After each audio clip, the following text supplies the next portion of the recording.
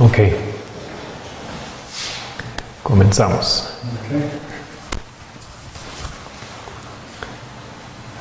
Queridos oyentes, queridos hermanos, queridas hermanas, muy bienvenidos todos a nuestro tema de hoy.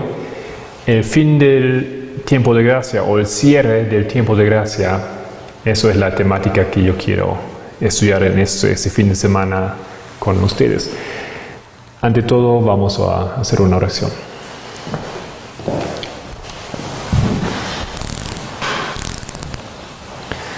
Nuestro querido Señor, querido Padre que moras en los cielos, gracias por ese día agradable, el tiempo y el lugar que tenemos aquí para estudiar.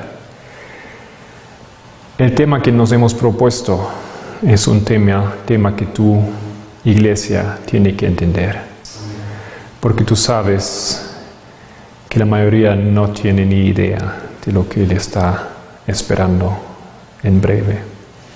Querido Señor, pedimos tu bendición, tu guía, para que expongamos según tu voluntad, para que el que oyere puede obtener el espíritu de estudiar por sí mismo, investigar, y si es tu voluntad de abrazar esa verdad. Querido Dios, por favor ayúdanos para que nada de lo malo pueda influenciar en nuestra presentación. Queremos entregar esta hora en tus manos. En el nombre de Cristo, querido Dios. Amén. El cierre del tiempo de gracia es una temática que realmente en los últimos años se ha dado como una de las grandes preguntas, de los grandes tópicos. Y a menudo se me pregunta, hermano, ¿es verdad? ¿Realmente es así? ¿Pudimos decir que nosotros hemos entrado en los últimos tiempos y que esos últimos tiempos van conectados con la enseñanza que el cierre del tiempo de gracia está a las puertas? Más específico, estamos diciendo que el cierre del tiempo de gracia para el pueblo de Dios, la Iglesia Adventista del Séptimo Día, termina en la ley dominical, o es en la ley dominical. Para dejarlo en un diagrama aquí muy simple, es eso que estoy diciendo y quiero a lo largo de esta semana exponer. Nosotros estamos en el tiempo del fin para nuestra generación desde 1989. Aquí en algún momento desconocido, yo pongo aquí un interrogativo porque no conocemos la fecha, no sabemos si es este año, no sabemos si es 2014, no sabemos si es un poco más adelante. Lo único que sabemos es que es la generación que ve esas cosas que están aconteciendo ahora. En ese momento viene la ley dominical. Vamos a dedicar un poco de tiempo también de explicar qué es la ley dominical. A veces hay un concepto general, pero falta saber algunos detalles. Y lo que yo estoy diciendo es que el tiempo de gracia para el pueblo de Dios, para el pueblo adventista, hasta aquí nomás llega. Más allá no hay posibilidad de convertirse. Todos los que han recibido la luz, todos que han recibido, que han formado parte o forman parte del pueblo de Dios, o también han dejado de formar parte porque así quisieron. Esto entonces es el tiempo hasta el cual esa posibilidad existe. Más allá no existe posibilidad para cuales han tenido la luz, para cuales formaron parte del pueblo de Dios. No obstante, sí, hay un poco más tiempo para los que no sabían, o sea, para el mundo, para los que están afuera del pueblo de Dios. Ellos van a tener tiempo hasta el momento que llamamos el momento que Miguel se levanta en Daniel 12:1, que es el cierre del tiempo de gracia para toda la humanidad. alguien después de ese momento no va a tener posibilidad de volver o de integrarse al pueblo de Dios. Este tiempo que comienza con la ley dominical también conocemos como el tiempo de la angustia, pequeña angustia. Angustia pequeña. Más el tiempo después de la ley dominical es el tiempo de la gran angustia, donde también caen las 7 plagas. Básicamente, a partir de ese momento no hay más posibilidad de convertirse, no hay perdón de pecados, no hay intercesor. Pero lo desconocido para nuestra generación en general, como pueblo adventista, es que lo mismo que para el mundo, que acontece para el mundo, con el momento que Miguel se levanta, será para nosotros en la ley dominical. Y lo quiero dejar bien claro desde el comienzo, no es el momento donde secretamente los gobiernos firman algún papel y ¡pum!, ya es la hora, sino la ley dominical significa es una prueba que viene a cada persona. Tú vas a tener que tomar una decisión. Eso es la ley dominical para ti. Puede venir un día antes que para el otro, pero ya vamos a explicar un poco ese asunto, que eso no es ninguna ventaja o desventaja. Eso entonces es muy básico el tópico de nuestro tema. Lo quiero probar bíblicamente, lo quiero probar también con el espíritu de profecía, demostrando que eso es lo que aquí estamos tratando de decir. Eso es lo que nuestro pueblo debería entender. También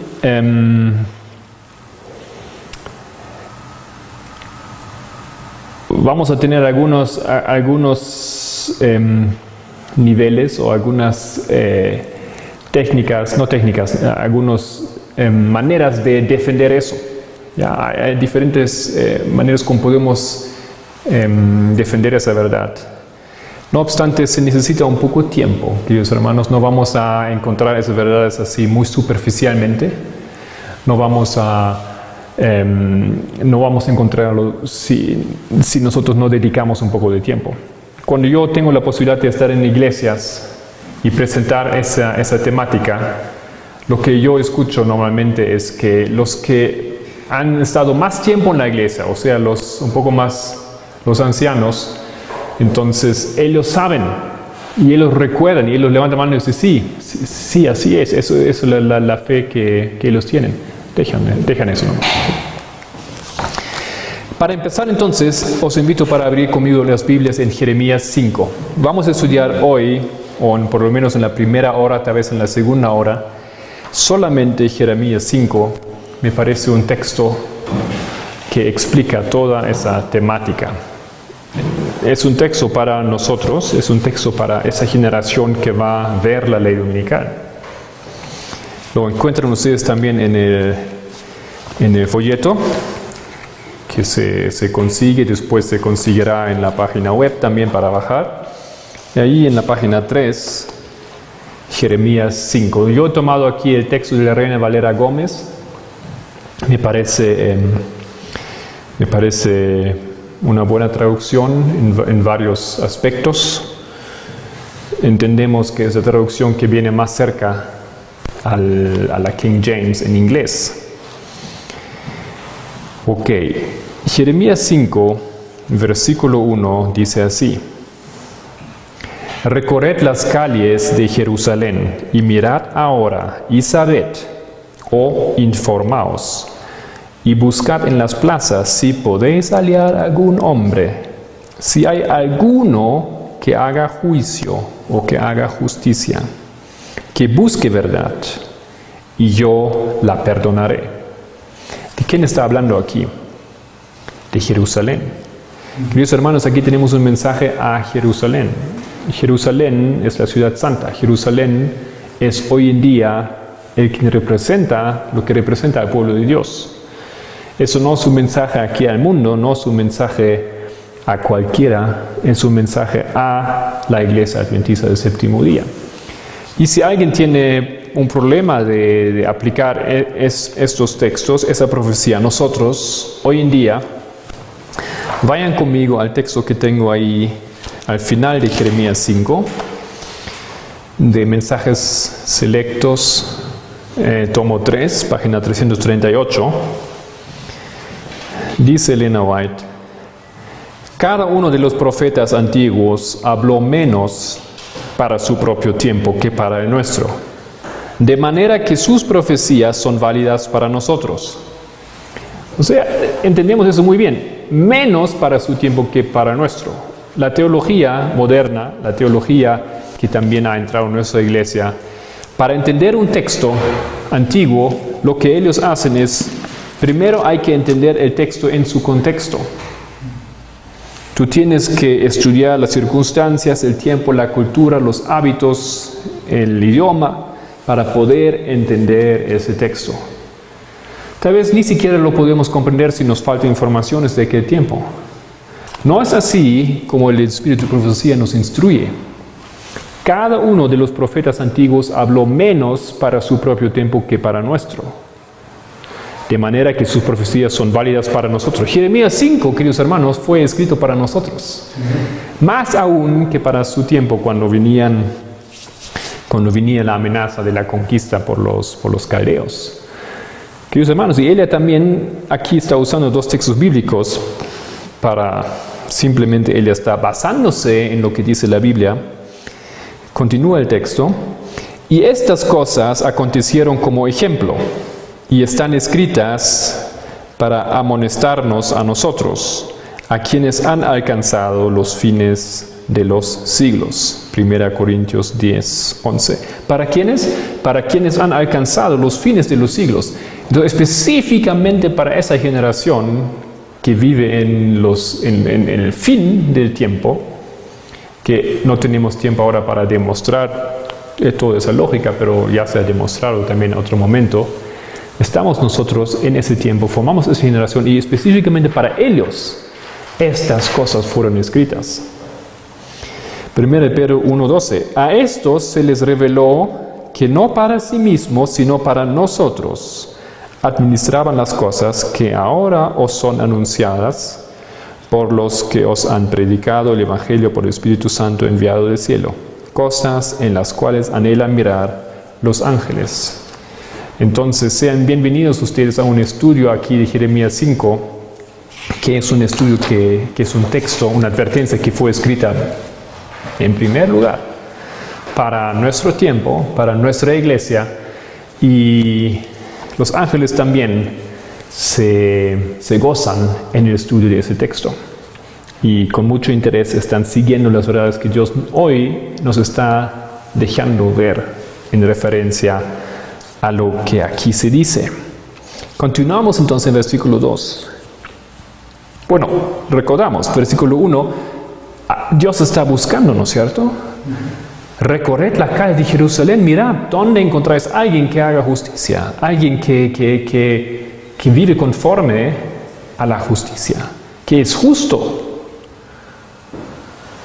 Si hubiera alguien, eso nos recuerda un poco a la situación de Sodoma y Gomorra, ¿no es cierto?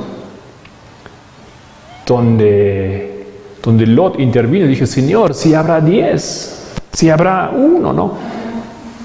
Abraham, disculpe ya. Entonces, una situación similar. ¿Será que nosotros podemos atrevernos a hacer esa comparación? Continuamos en el versículo 2. Y aunque digan, vive Jehová, ciertamente juran falsamente. O sea, el pueblo de Dios no es que no son religiosos, no son ateos, pero ellos dicen, viva Jehová, ellos lo alaban.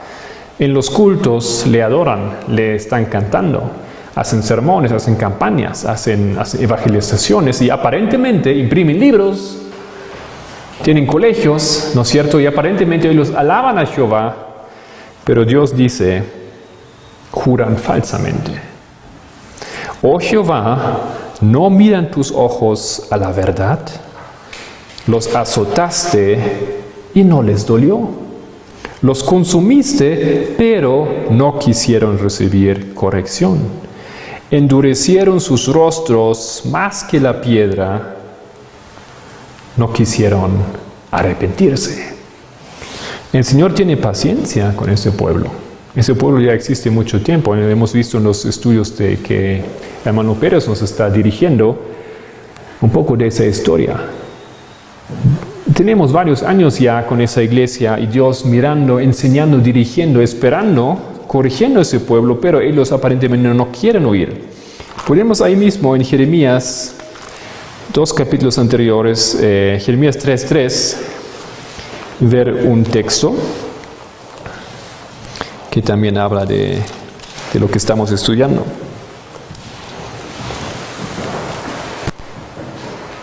Esa frente aquí que tiene su pueblo, ¿cómo es esa frente? Endurecieron sus rostros, dice en el versículo 3. Y en el versículo 3 de Jeremías 3 dice: por esta causa las aguas han sido detenidas y faltó la lluvia tardía. Hablando aquí también de su pueblo Israel. Hay una situación en el pueblo la cual lleva a Dios de tener que detener las aguas. ¿Qué son las aguas? Estamos hablando espiritualmente. Estamos hablando de la lluvia que Dios quiere derramar sobre su pueblo, pero no está derramando. Por su propia causa, por su comportamiento. Dios tiene que detener, no les da el agua. Ellos están esperando, ¿no es cierto? No estamos haciendo campañas en todo el mundo en un día. Vamos a orar todos los adventistas para la lluvia, para que finalmente caiga, para que caiga. Queridos hermanos, aquí dice: por esta causa las aguas han sido detenidas y faltó la lluvia tardía. Y has tenido frente de ramera y no quisiste tener vergüenza.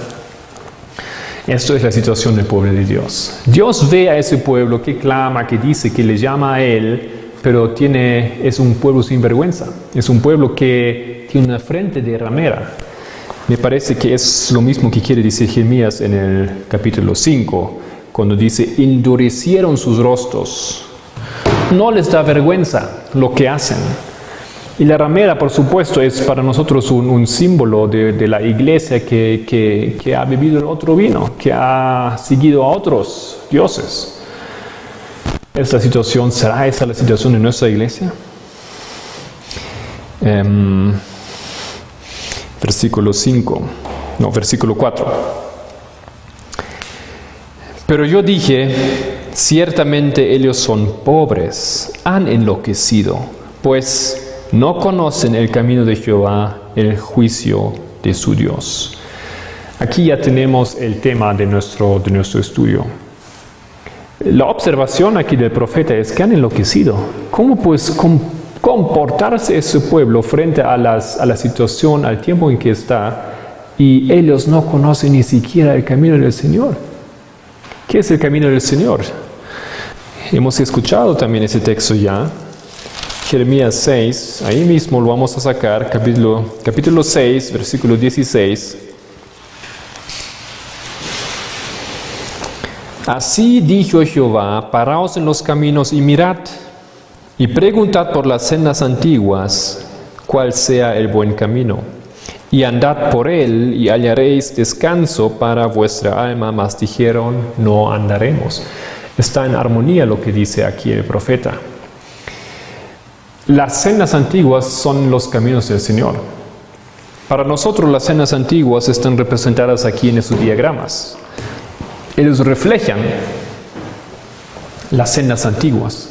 Dios nos ha dado en 1842, nos ha dado ese diagrama en cumplimiento de Habacuc 2. Los mileritas entendieron eso muy bien.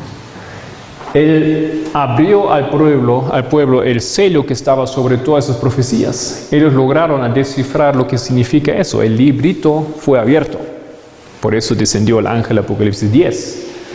Eso es la obra como Dios guió al pueblo. Eso fue una manera como Él despertó al pueblo para que entendiesen las profecías de los 2520 años que iban a terminar en 1844. Los mileritas entendieron que se acabaría el tiempo, que vendría Jesús y que los 2520, igual como los 2300, iban a terminar en 1843. Primero entendieron y después entendieron que, claro, han hecho un error y que iba a ser donde está aquí 1844. Esos diagramas aquí solamente resumen lo que los mileritas habían estudiado y entendido. Fue la manera como Dios guió a su pueblo. ¿Guió dónde? Guió a través de un camino. Esto para nosotros, así muy bien resumido, es hecho fácil y simplificado. Eso es la senda antigua. Porque nuestro pueblo, ¿cuándo comenzó? Comenzó juntamente a esos diagramas. Ellos representan el movimiento milerita. Entonces estamos aquí nosotros hablando de las sendas antiguas que nosotros no conocemos. Querido hermano, ¿usted conoce la senda antigua? ¿Usted conoce la manera como Dios sacó a su pueblo de los pueblos protestantes y edificó una nueva iglesia? Conocemos las etapas que Dios colocó en este tiempo para redimir un pueblo, para tener finalmente un remanente. Como hemos visto ayer, un grupo de solo 50 personas al comienzo. Eso no es una historia así nomás, eso es una historia, es un diseño, es un plan, es una manera que Dios había diseñado perfectamente para obtener ese resultado, para tener su pueblo, para sacar su pueblo. Mas nosotros eso no conocemos. Si nosotros conocemos los pioneros, entonces son las lindas historias de las experiencias en la fe que han tenido, que ha sido duro para ellos y difícil, lucharon, buenos hombres, buenos ejemplos, ¿no es cierto? Pero básicamente a nivel espiritual, teológico, nosotros decimos, sí, ellos han errado también, no. Algunas cosas han descubierto, pero lo dejamos ahí en el polvo, queridos hermanos. Y esto es porque Jeremías pudo predecir lo que acabamos de leer. Ciertamente ellos son pobres, han enloquecido, pues no conocen el camino de Jehová. El camino de Jehová en Jeremías 6:16 son las sendas antiguas. Ese camino de Jehová es el comienzo de nuestra fe, es el comienzo de nuestro pueblo. Y esta historia se repetirá. Bueno, algo de eso vamos a tocar esta semana, pero hay otros estudios que ya hemos hecho que defiendan esas cosas que estamos diciendo. Entonces, porque eso es así, continúa aquí el versículo y dice, el juicio de su Dios, ellos no conocen. Y eso es, yo he dicho, el enfoque de nuestro tema. ¿Qué es el juicio de su Dios que el pueblo de Dios no conoce? Porque el pueblo de Dios no conoce la senda, el pueblo de Dios tampoco conoce su juicio. Queridos hermanos, aquí tenemos un estudio muy intenso, un estudio muy interesante y profundo. Un estudio que para nosotros básicamente hoy en día es algo muy ajeno, algo muy desconocido. La ley dominical, queridos hermanos, es el juicio de Dios para su pueblo que el pueblo no conoce. Ahí lo dice. Claro, ahí no dice que la ley dominical, pero vamos a defender eso a lo largo de ese fin de semana y de esos días que nos llevan hasta el fin de semana. Eso es la situación. Hoy en día nadie conoce en nuestras iglesias que la ley dominical marca el cierre de tiempo de gracia para el pueblo adventista. ¿Quién conoce eso? Es una verdad pequeña que aquí y allá está resucitando otra vez y la estamos abrazando en algunos lugares en todo el mundo. Pero así como generalmente la iglesia no lo recibe, no lo predica. Y si eso es verdad, queridos hermanos, significa que muchos serán entregados a un juicio y ni siquiera saben de ello. ¿Y quién de ustedes no estaría dispuesto a aceptar que la ley dominical esté cerca? Eso creo que todos aceptamos. Cuando yo hago en la iglesia la pregunta, toda la iglesia siempre levanta la mano. Sean hermanos que saben mucho de profecía o que no saben de profecía o ni siquiera les interesa profecía. Todo el mundo dice, sí, eso vemos eso. Y si esto es tan cerca y esto marca el fin del tiempo de gracia para nosotros, queridos hermanos, ¿qué deberíamos hacer ahora? ¿Dónde estamos? ¿Qué estamos haciendo con nuestras vidas y nuestras iglesias? pues no conocen el camino de Jehová, el juicio del Señor, y el profeta dice, ciertamente ellos son pobres, han enloquecido, porque ellos directamente se entregan a la espada, divirtiéndose, haciendo algo lo mejor posible de sus vidas, pero no a nivel espiritual.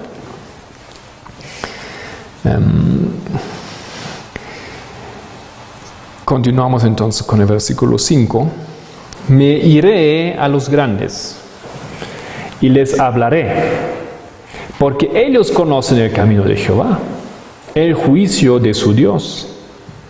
Pero ¿qué pasa con ellos? ¿Qué pasa con los grandes? Ellos también quebraron el yugo y rompieron las coyundas. ¿Acaso también los grandes? ¿Qué son los grandes en nuestra iglesia? Tal vez los líderes, tal vez los hombres famosos que ustedes pueden ver en la transmisión televisiva que nosotros tenemos, en las radios, los libros que podemos leer. Hay algunos hombres famosos, ¿no es cierto? ¿Acaso ellos son los grandes o quiénes son los grandes? ¿Quién pueden ser que ellos? Los líderes, los teólogos de nuestra iglesia. Y va entonces aquí la investigación hacia ellos. Interesante, me parece que la palabra grandes en hebreo es la palabra gadol. Gadol es una palabra que es de la misma familia o es palabra similar, viene de la misma raíz como la palabra gadal. Al final aquí de ese texto de Jeremías 5 ustedes tienen la definición de la concordancia Strong's y dice gadol significa grande, algo que es mayor, noble, poderoso, alto, etc. ¿Ya? Significa hombres, digamos, líderes, grandes. ¿Ya? Y esa palabra gadol, no obstante, viene o está en la misma familia como la palabra gadal. Gadal es una palabra que la Biblia usa cuando ella habla de Satanás, que él quería hacerse grande de una manera que no le correspondía. Cuando la Biblia habla del Papa, entonces la Biblia le emplea esa palabra también. Daniel emplea esa palabra y dice que él se engrandeció de sobremanera, gadal. Él se hizo grande, se puso en una posición que no le correspondía. No debería estar ahí. Como dice Isaías 14, quería sentarse Satanás en el trono del norte, en el trono del Señor él también quería sentarse, quería agrandarse y ponerse ahí, quería sentarse adelante en la cabeza de la mesa. Eso implica esa palabra aquí. Y pienso que no es casualidad que también Jeremías usa esa palabra cuando habla de los grandes, no de una manera realmente muy favorable. ¿Ya? Ellos son grandes, sí, pero grandes ¿de punto de vista de quién? No porque Dios les ha elegido, no porque Dios piensa que es un pueblo o que son unos que merecen estar ahí arriba, más bien porque por su educación, por sus méritos, por su éxito, entonces han sido considerados grandes. Y tal cual es el resultado aquí de esa investigación, dice, ellos también quebraron el yugo y rompieron las coyundas. Quiero con ustedes leer dos textos aquí, Levíticos 26.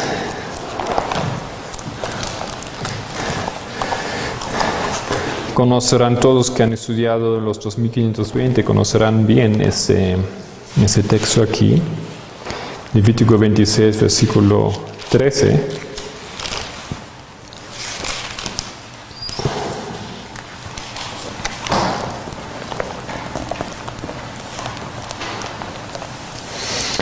Yo Jehová, vuestro Dios, que os saqué de la tierra de Egipto, para que no fueseis sus siervos, y rompí las coyundas de vuestro yugo, y os he hecho andar con el rostro erguido.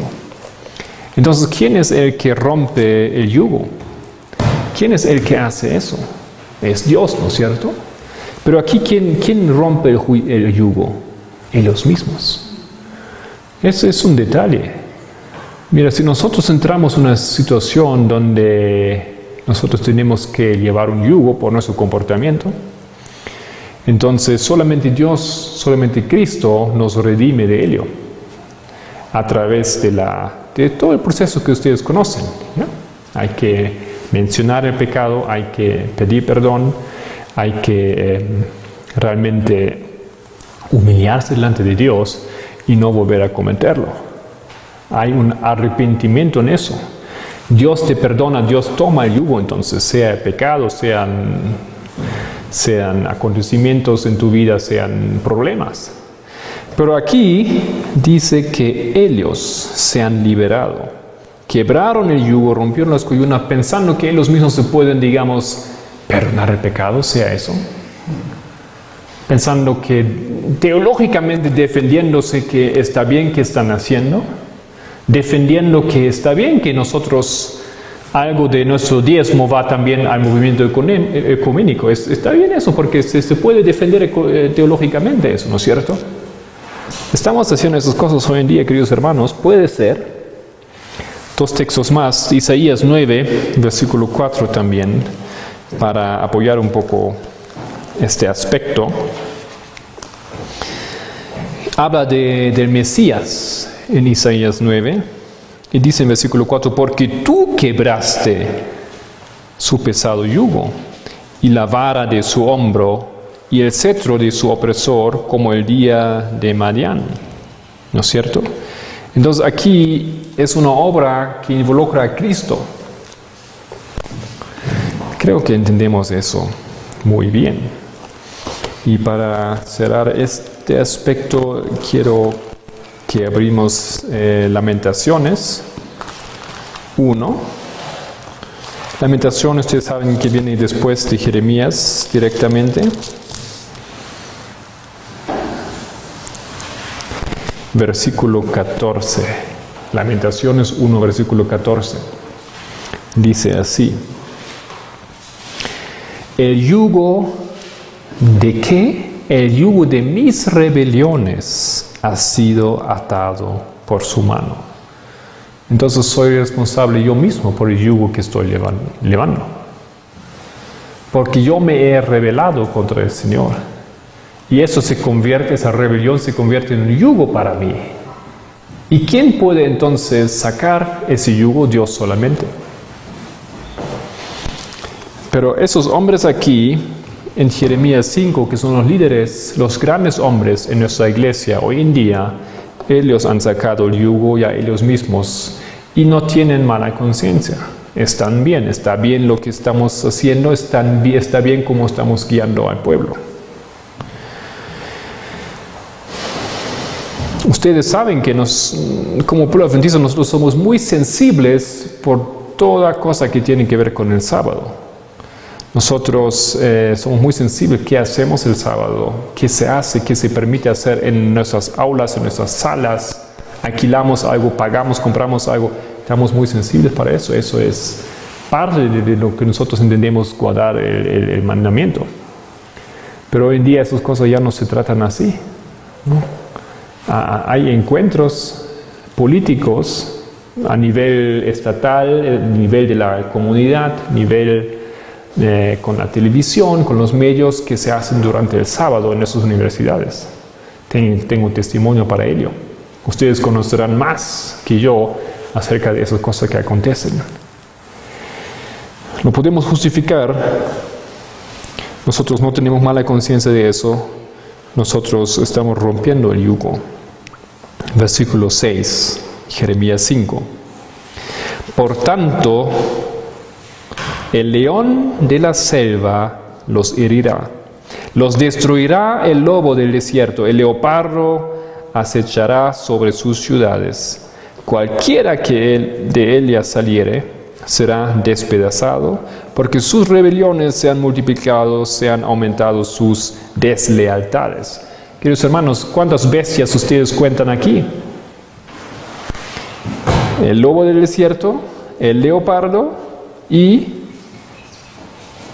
el león. Son 3 bestias.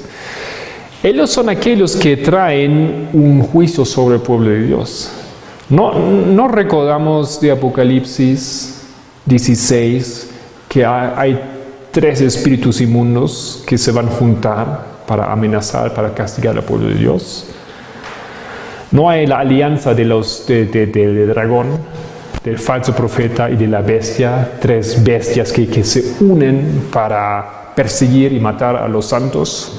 Queridos hermanos, aquí tenemos lo mismo, y si quieren podemos abrir un texto de Sofonías, porque menciona aquí esos animales también. Sofonías 3 y 4. Sofonías 3 y 4. Estamos tratando siempre de, cuando estudiamos, ¿no es cierto?, la Biblia, de usar la Biblia misma para defender, para explicar lo que es desconocido. Y la verdad que la Biblia abarca toda esa luz y toda la información que precisamos. Dicen en empezamos en versículo 1, Sofonías 3, 1. Ay de la ciudad rebelde y contaminada y opresora. ¿Quién es esa ciudad aquí? Jerusalén otra vez. Estamos en el mismo contexto, estamos hablando de la misma cosa. Ay de la ciudad rebelde y contaminada y opresora. No escuchó la voz, ni recibió la corrección, no confió en Jehová, no se acercó a su Dios. Eso ya hemos leído en Jeremías 5. ¿Ya?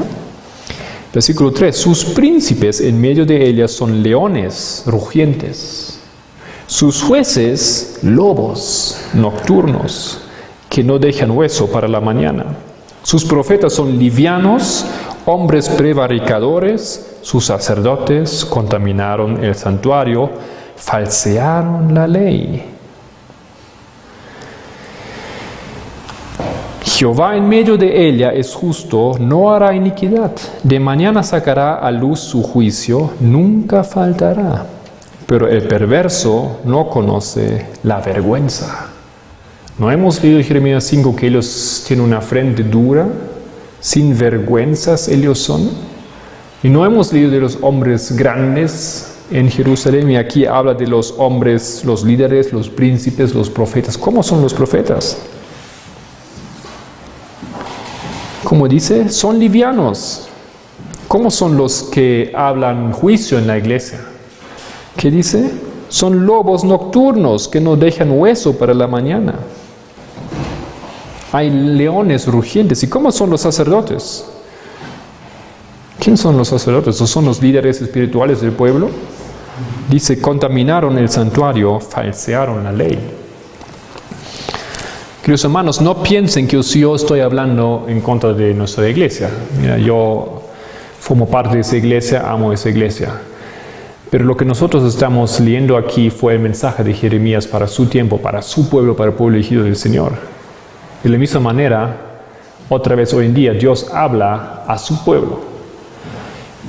Y no porque Él quiere destruir al pueblo, sino Él lo quiere avisar, lo quiere despertar a ese pueblo. Estoy haciendo eso no porque me causa una satisfacción, sino que hay aquí una situación de la cual nosotros tenemos que despertar. Es una situación grave. Y nada más nosotros estamos usando aquí el texto bíblico. Él mismo está diciendo eso.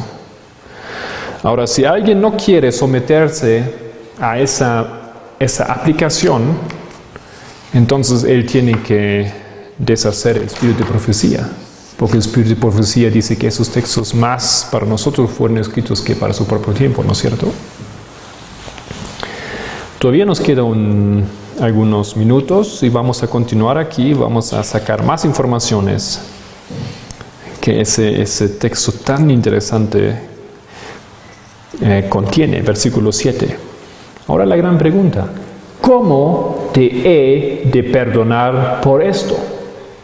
Nosotros estamos acostumbrados de recibir perdón, ¿no es cierto? Y es parte de la misericordia de Cristo que Él nos perdona y nos vuelve a perdonar y nos puede perdonar otra vez y nos sigue perdonando. Si nosotros realmente lo deseamos y lo pedimos y lo clamamos. Pero ahora dice aquí, ¿cómo te he de perdonar por esto? ¿Será entonces que en algún momento se termina la posibilidad o la voluntad o la posibilidad del Señor de perdonarnos. Tus hijos me dejaron y juraron por lo que no es Dios. Los sacié y adulteraron. Y en casa de rameras se juntaron en compañías. Mira, cuando yo leo eso aquí, en casa de rameras se juntaron en compañías, no puedo que no pensar en lo que un pastor en Alemania, pastor en nuestra iglesia, me contó. Para nosotros, ¿quién es la gran ramera? ¿Cómo nosotros estamos interpretando Apocalipsis 17 o Apocalipsis 11 cuando hablamos de la gran ramera? Es la iglesia católica, ¿no es cierto? Entonces aquí dice que se juntaron en compañías en casa de rameras. Ese pastor me contó que ustedes saben, tal vez no es tanto así en todo el mundo adventista, pero en Europa es así, que la iglesia adventista forma parte del movimiento ecuménico. Y en Alemania, ese movimiento ecuménico, digamos, si eso es la ecumene, ¿cómo es un barco, ¿no? El símbolo, creo, es un barco de ese movimiento. Para ese movimiento, no cualquiera puede entrar tampoco. Hay una iglesia muy prominente que no está adentro. ¿Cuál es esa iglesia? La iglesia católica. Ella no está en ese movimiento. Esa iglesia católica está afuera. ¿Por qué? Para la ecumene no es para ella, porque es solamente para como los polios perdidos, ¿no? Que la madre tiene que juntar, que se han perdido por la reforma y todo eso, ¿no? Es para los que están perdidos, es para eso, es la ecumene, para que ellos vuelven a ella. Bueno, claro, ahora hay grupos que no entran en la ecumene. Nuestra iglesia tampoco está tanto en la ecumene, sino en Alemania se llama eso, no sé cómo se llama en otros idiomas, ACK. Eso significa Arbeitskreis Christlicher Kirchen. Es un grupo, ¿cómo se puede traducir eso? Círculo de trabajo o círculo de trabajo de iglesias cristianas. Las iglesias que forman parte de ese círculo, ellos observan, según ellos, la ecumene. Pero claro que ellos también son observados por la ecumene. Y eventualmente ellos pueden formar parte, son admitidos para ese círculo más exclusivo, o tienen que quedarse afuera. Nosotros estamos un poco en esa situación. Pero como nosotros estamos en esa situación, también hay compromisos, ¿no es cierto? Y una de las cosas que los pastores de nuestras iglesias en Europa, en Alemania, Francia, me imagino iguales Inglaterra o los otros países, tienen que hacer es, ellos tienen que participar en las reuniones de la ecumene. Tienen que ir allá. Como pastor te mandan y estás obligado de formar parte de los congresos que hacen. No son muy a menudo, pero regularmente hay esos congresos. Y como por ejemplo un fin de semana tienes que ir ahí y tienes que asistir. Bueno, ese pastor me comentó lo siguiente. Él no está muy conforme con eso. Realmente él tenía un peso porque él tenía, pero es su job, ¿no es cierto? Es su trabajo. Él es empleado y tiene que ir. No tiene mucha opción. Entonces, cuando él iba ahí a un encuentro, ¿dónde hicieron ese encuentro? En un monasterio. Bueno, en términos espirituales, un monasterio no es una casa de rameras. ¿Y para qué? Yo me pregunté, ¿para qué hacen esos encuentros en un monasterio? Un monasterio no que funcionaba, donde estaban las monjas sirviendo, hacía mucho frío, era comunidad medieval, el piso de piedra. Todo eso existe en Europa todavía, como en la edad medieval todo eso existe hoy en día. Son igual los monasterios como antes, todo de piedra, todo renovado, todo bien, pero así. Dice que hacía frío ahí adentro. Y en uno de esos días ellos tenían prohibido de ni siquiera hablar. Era todo un día, nadie podía decir nada. Entonces ellos andaban así, se saludaban todo el día. Queridos hermanos, no sé mucho yo de los jesuitas, pero ustedes conocen los ejercicios, famosos ejercicios de Ignacio de Loyola. Son una serie de ejercicios espirituales que tiene el alumno tiene que hacer para alcanzar cierto nivel espiritual. O sea, para abrir su mente, para ser controlable, ¿no es cierto? Y en esos ejercicios también forma parte eso de no hablar, de no hablar, no sé para qué sirve. Eso tienen que hacer. En casa de la Iglesia Católica, entonces nuestra iglesia está siguiendo ahí a las instrucciones y formaciones. Queridos hermanos, eso tengo que pensar, no sé qué ustedes están diciendo, o que ustedes piensan que eso me hace recordar cuando leo eso. Claro que me significa más que eso, pero eso es un ejemplo nada más. Continuamos, y por eso ahora viene la pregunta, ¿no? ¿Cómo te he de perdonar por eso? Y eso para nosotros aquí en este estudio va a ser el tópico. ¿Cómo puede el Señor? ¿Será que Dios ha colocado un momento en el futuro cercano donde Él te dice, no te voy a perdonar más? No hay más juicio, no hay más tiempo de gracia para ti, querido hijo mío. Tú te rebelaste tanto que ya se cerró la puerta para ti. Y aunque Él viera su situación, y aunque Él reconozca y lee los libros y se da cuenta que Él está después de la ley dominical y que es el fin del tiempo, etc., ya no hay posibilidad para ellos. ¿Será Dios así?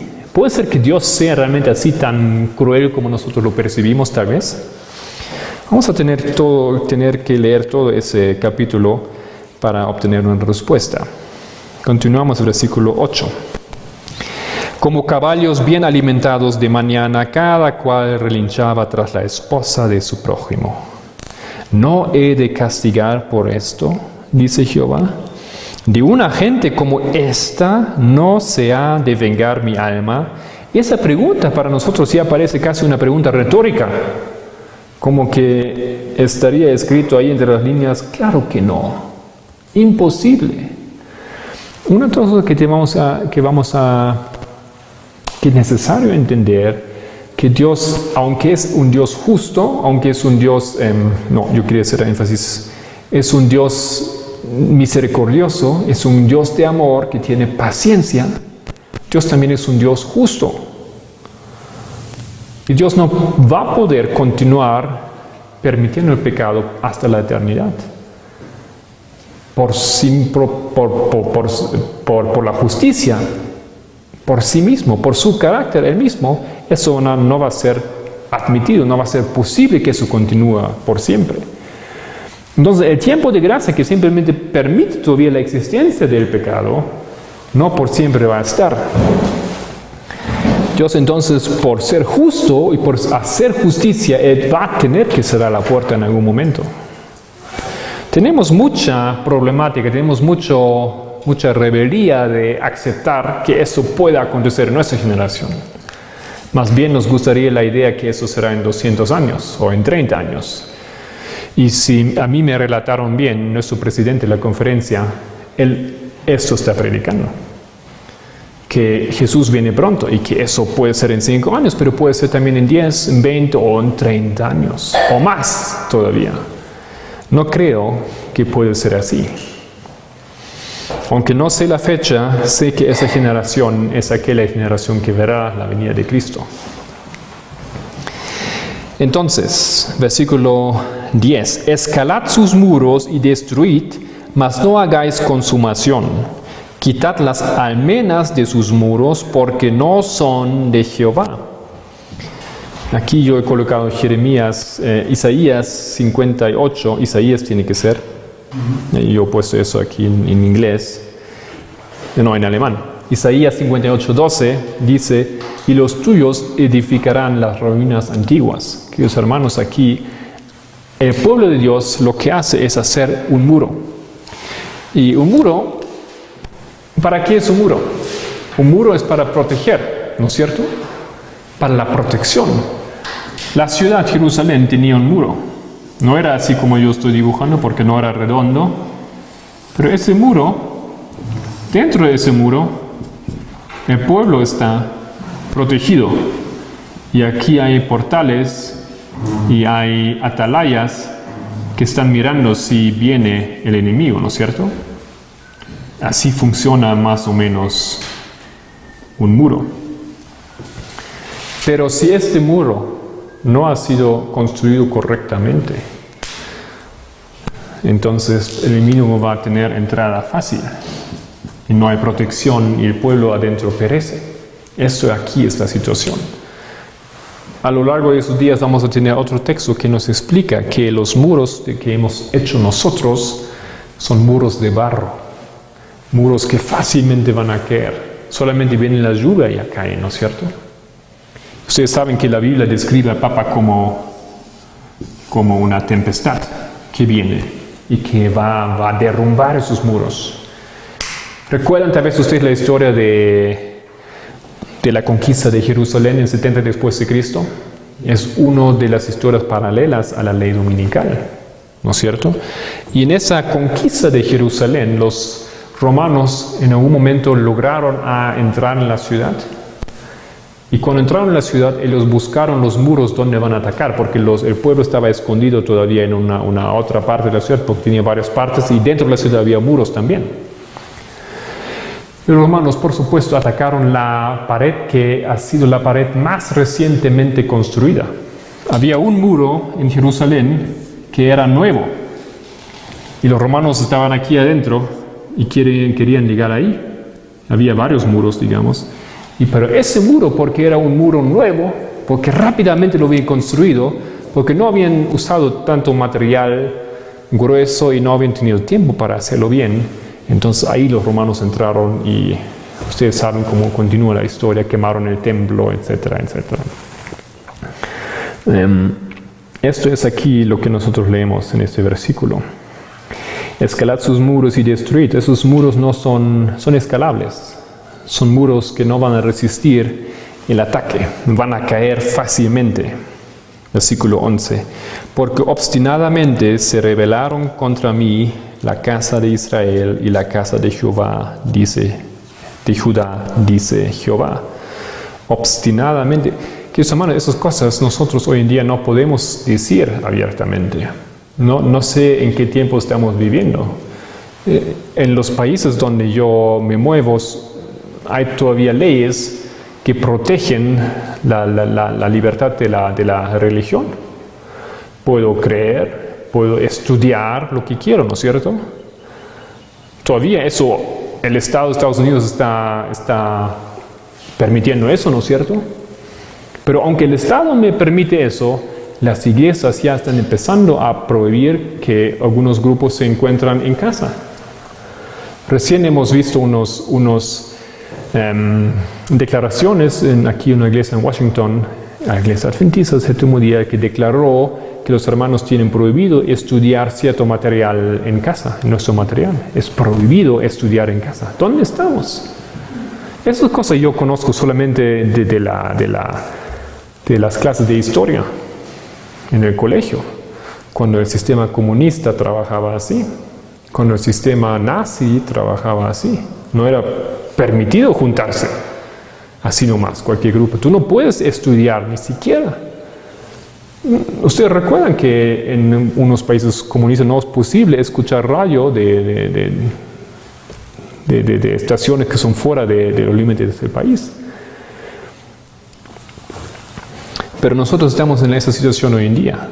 Esas cosas no podemos decir, esas cosas que aquí la Biblia así mismo dice.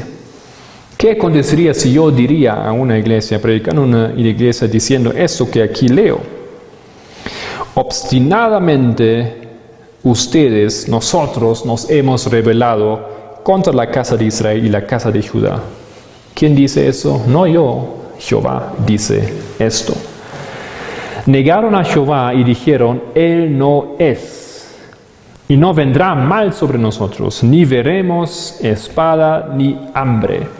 Eso entiendo, eso escucho, ¿no es cierto? Nosotros pensamos que no viene el mal sobre nosotros.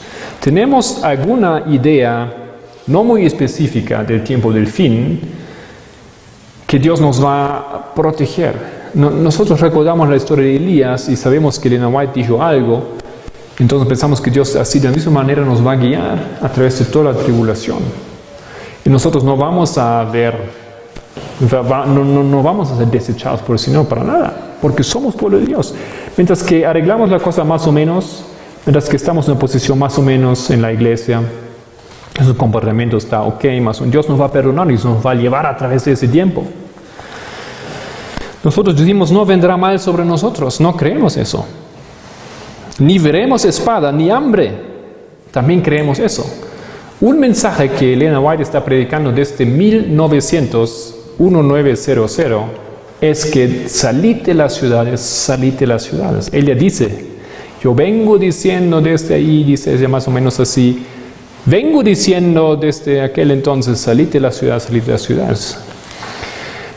Y también ella nos explica que salir de las ciudades es la única manera como nosotros podemos cambiar el carácter. ¿Ya? Eso es uno de los requisitos para lograr esto. Otro aspecto pequeño pero importante también es que en el campo podemos sobrevivir algún tiempo, podemos alimentarnos, ¿no es cierto? Vamos a cosechar de ahí. No solamente porque los alimentos generalmente están bastante mal, los alimentos que podemos conseguir en los mercados, en las sociedades avanzadas, así es, sino también porque nosotros vamos a tener un tiempo donde no podemos ni comprar ni vender. Pero nosotros pensamos que Dios nos va a dar todo así. No es así, queridos hermanos. Él ha hecho un plan, nos ha dado informaciones que deberíamos hacer para prepararnos para ese tiempo.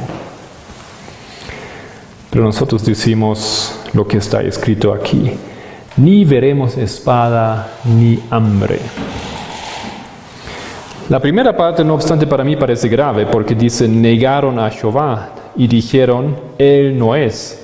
Tengo dificultad de ver eso. Ya, yo pienso que no estamos todavía ahí, pero yo también no conozco todo. Y en consecuencia, las actividades de nosotros hoy en día son como diciendo que Dios no existe, ¿ya? Porque no estamos siguiendo más a ese Dios. El Dios que nos sacó en esa historia de los pueblos, que nos sacó de las iglesias protestantes, ese Dios ya no conocemos, ya no seguimos ese Dios que nos ha sacado, así como Dios dice, yo os saqué de Egipto, pero ustedes ya están siguiendo otros dioses. No recordamos esa historia, no nos comentamos, no nos aferramos a este Dios que maravillosamente nos liberó. Pero por eso aquí dice, Él no es, eso es lo que estamos diciendo nosotros. 1 o 2 versículos y más y terminamos la primera hora. Continúa. Aquí el texto de 1 Tesalonicenses. Entonces con este texto terminamos. 1 Tesalonicenses, un texto que refleja exactamente esa posición. 1 Tesalonicenses 5, versículo 3. O versículo 2, mejor. 1 Tesalonicenses 5:2, porque vosotros sabéis perfectamente que el día del Señor vendrá así como ladrón en la noche. Esto es el cierre de tiempo de gracia para el pueblo de Dios. Viene como un ladrón de noche. Que cuando digan paz y seguridad, entonces vendrá sobre ellos destrucción repentina, como los dolores a la mujer encinta, y no escaparán. Queridos hermanos, esto es nuestro tiempo. Estamos en el tiempo en los cuales nosotros estamos proclamando paz y seguridad. Como iglesia, bastante segura nos vemos. Como pueblo de Dios elegido, bastante en paz estamos. Y pensamos que así continuará. Pero esta iglesia que proclama esto verá este momento que el ladrón viene, o como un ladrón viene repentinamente. Pero los dolores de una mujer, ¿cómo vienen? Vienen creciendo, ¿no es cierto? Vienen como sorpresa un poco, pero uno ya sabe que va a venir el hijo. Y llegan a ser más fuertes y más fuertes y más fuertes al final, ¿no es así? Entonces, nosotros podemos saber lo que viene sobre nosotros, pero lo estamos negando, estamos cerrando los ojos y no obstante diciendo paz y seguridad. Continuamos en la próxima hora, terminamos por ahora con una oración.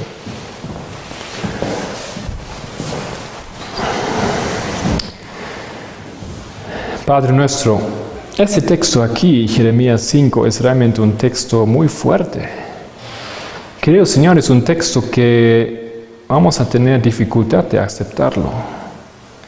Claro, la teología moderna, la manera de estudiar la Biblia nos permite decir que eso se refiere a tiempos pasados, al pueblo que llevó Cristo a la cruz. Pero nosotros, querido Señor, más bien somos aquellos a los cuales fue destinada esa profecía. Ayúdanos, querido Señor, a entender eso, porque sin entender la circunstancia, la situación en la cual estamos, no va a haber arrepentimiento, no va a haber reavivamiento entre nosotros. Pedimos tu ayuda en el nombre de Cristo. Amén. Amén.